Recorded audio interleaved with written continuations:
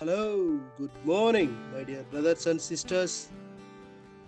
ఈ ఉదయకాల సమయంలో చక్కటి వాతావరణంలో మనసుకు ఆహ్లాదకరాన్ని కలిగించేటువంటి ఒక స్వచ్ఛమైన వచనమును చదువుకొని ఈ దినమును ప్రారంభించుకుందాం.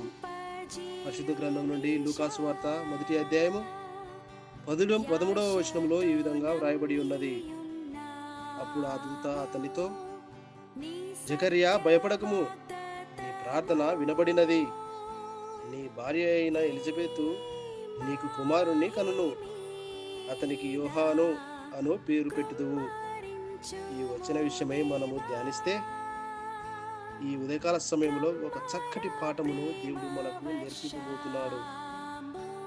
జకర్యా దేవాలయంలో దేవుని పని చేస్తున్నప్పుడు దేవుని దూత అతనికి ప్రత్యక్షమై భయపడుతూ ఉన్న జకర్యాను చూసి, భయపడకము, భయపడవద్దు అని చెప్తున్నటువంటి సందర్భము. సర్వశక్తిమంతుడు అయిన దేవుడు తన బిడ్డలతో ఎప్పుడు ప్రేమగా సమాధానమైన మాటలతోనే మాట్లాడుతూ ఉంటాడు.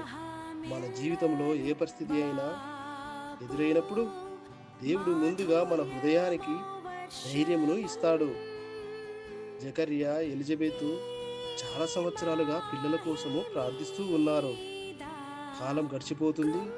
దంపతులు వృద్ధాప్యంలోనికి వస్తున్నారు. ఆశలు తగ్గిపోతున్నాయి.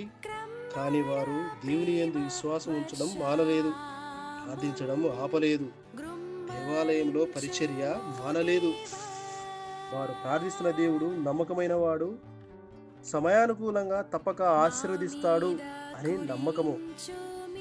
దేవుని కార్యము ఆలస్యమవుతుంది అని మనం అనుకోవచ్చు, కానీ దేవుడు సరైన సమయమందు మనల్ని ఉన్నతంగా హెచ్చించి బహుగా ఆశీర్వదిస్తాడు. దేవుని దూత జకర్యాతో, నీ ప్రార్థన వినబడినది, నీ భార్య ఎలిజబెతుకు కుమారుడిని కంటుంది అని చెప్తాడు. నిజానికి వృద్ధాప్యంలో ఉన్న వారికి అది అసంభవం, జరగని పని కూడా. కానీ అలాంటి సందర్భంలో దేవుడు అసాధ్యాన్ని సుసాధ్యం చేసి సరైన సమయమందు వారిని ఆశీర్వదించాడు. ఆ దూత యోహాను అని బాలుడికి పేరు పెట్టమని చెప్తాడు. ఆ పేరుకు దేవుడు కృప చూపించినాడు అని అర్థం. కనుక మన జీవితాల్లో వచ్చే ప్రతి ఆశీర్వాదము కేవలం ఆయన కృప వలన మనకు కలుగుతున్నాయి. అర్హత, మన గొప్పతనము ఏమాత్రము కాదు. ఇప్పుడు మనకు ఉన్న కుటుంబ సమస్యలు, ఆత్మీయమైన సమస్యలు, ఆర్థిక సమస్యలు, సామాజిక, సాంఘిక అనేక రకాల పరిస్థితులను బట్టి మనము భయపడుతూ ఉన్నటువంటి సందర్భంలో భయపడవద్దు అని దేవుడు మనకందరికీ తెలియజేస్తున్నాడు. కనుక ప్రియ సహోదరి సహోదరులారా, ఈ యొక్క మాటలు వింటున్న మీరు భయంతో ఉన్నారేమో.